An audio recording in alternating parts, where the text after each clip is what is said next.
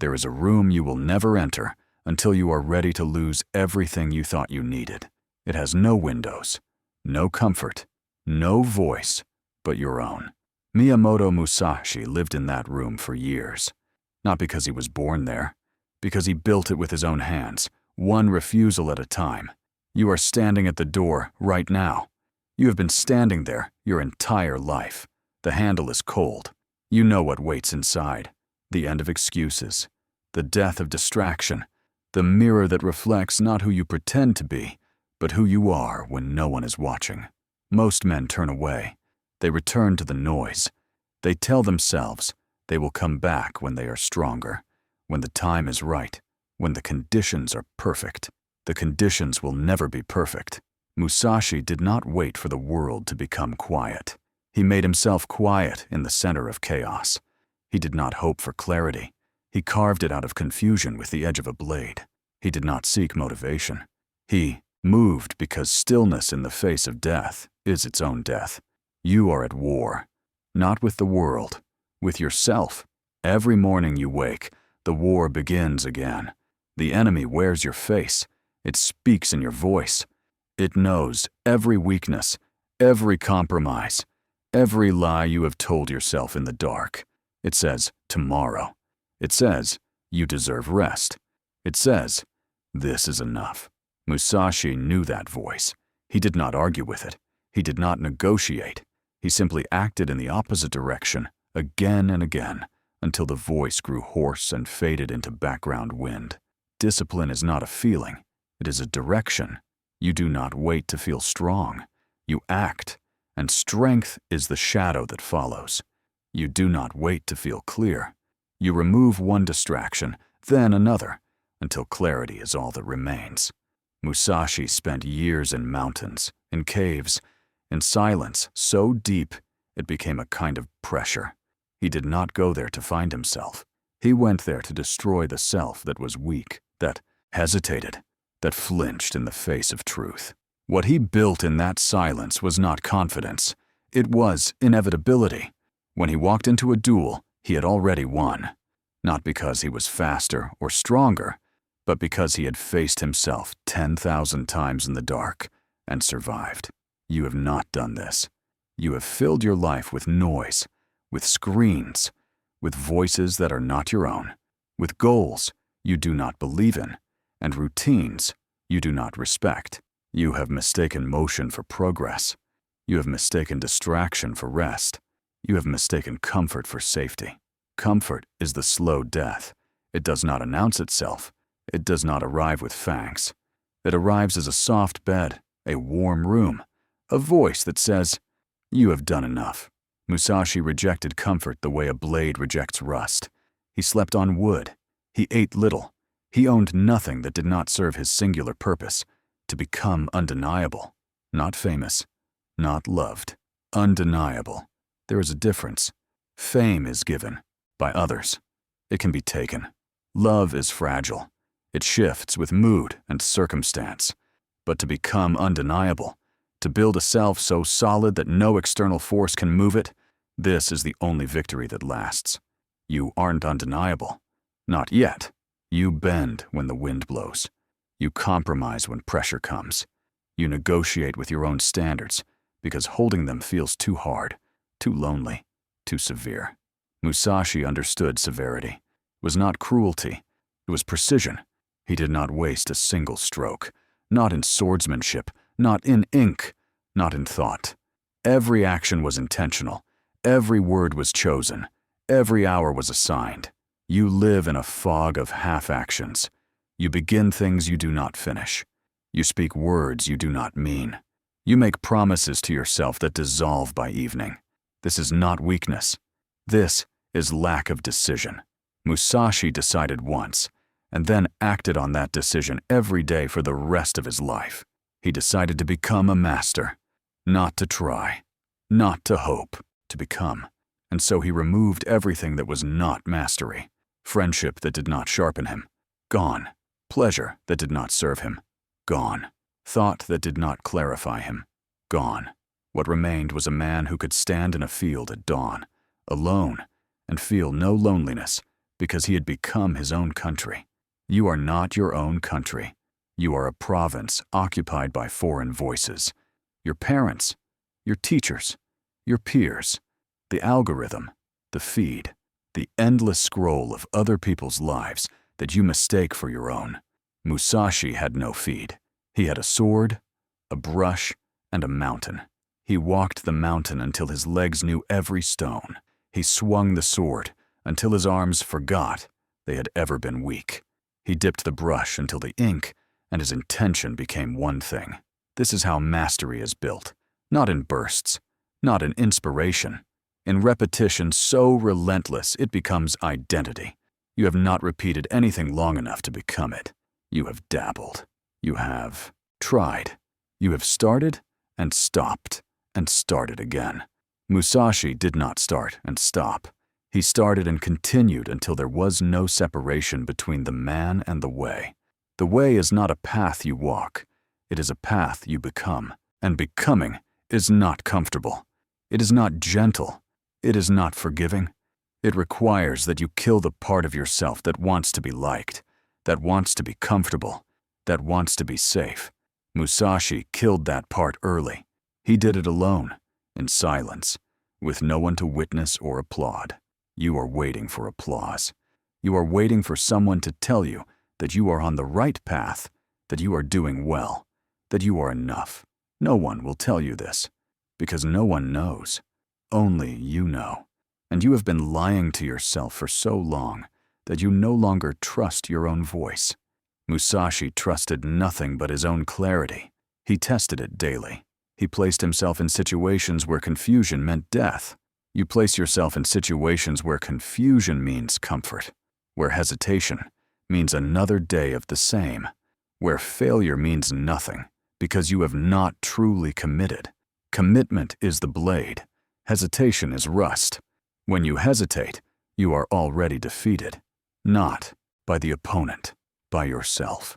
Musashi never hesitated, not because he was fearless, because he had made the decision before the moment arrived. He decided in the silence of the cave. He decided on the empty road.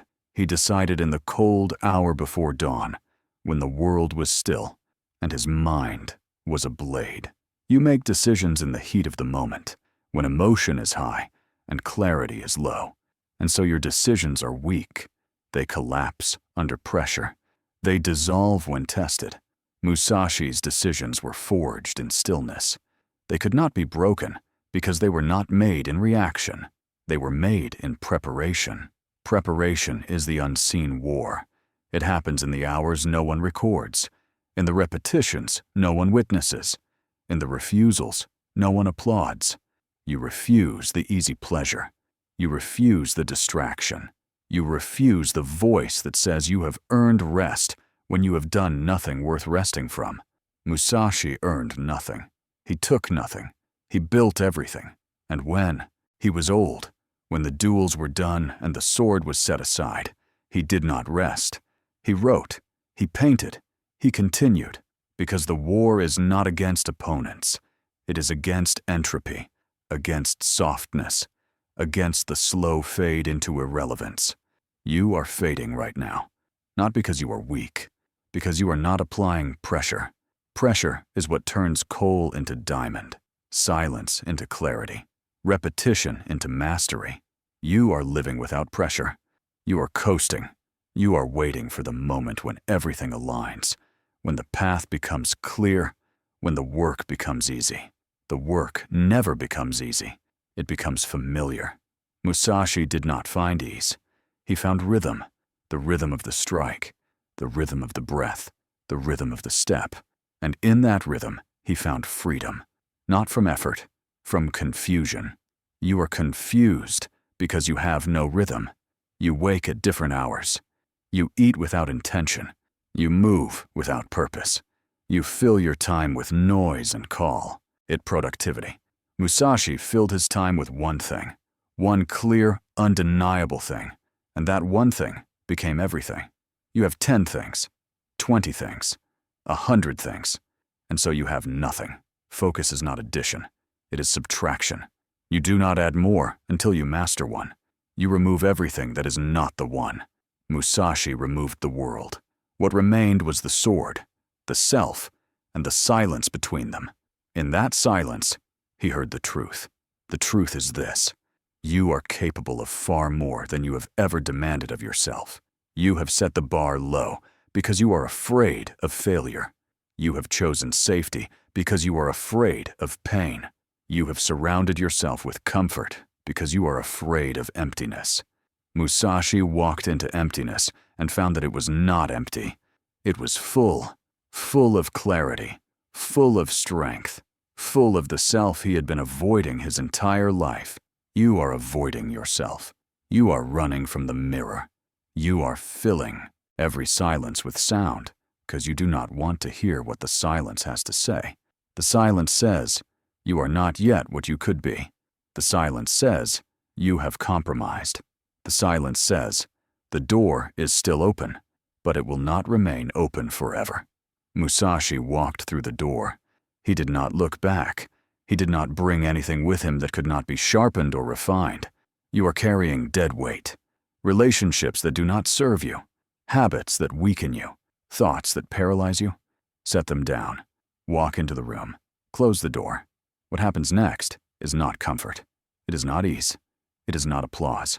It is the slow, deliberate forging of a self that cannot be moved. Musashi became that self, not in a day, not in a year, in a lifetime of refusals. He refused distraction. He refused weakness. He refused the voice that said he had done enough. You have not done enough. You know this. You feel it in the pit of your stomach every night before sleep. You feel it because it is true. The truth does not care about your feelings. It does not negotiate. It does not soften. The truth is, you are wasting time, not because you are idle, because you are busy with things that do not matter. Musashi was never busy. He was occupied. There is a difference. Busy is motion without direction. Occupied is direction without distraction. You are moving in circles. You are repeating the same patterns and expecting different results.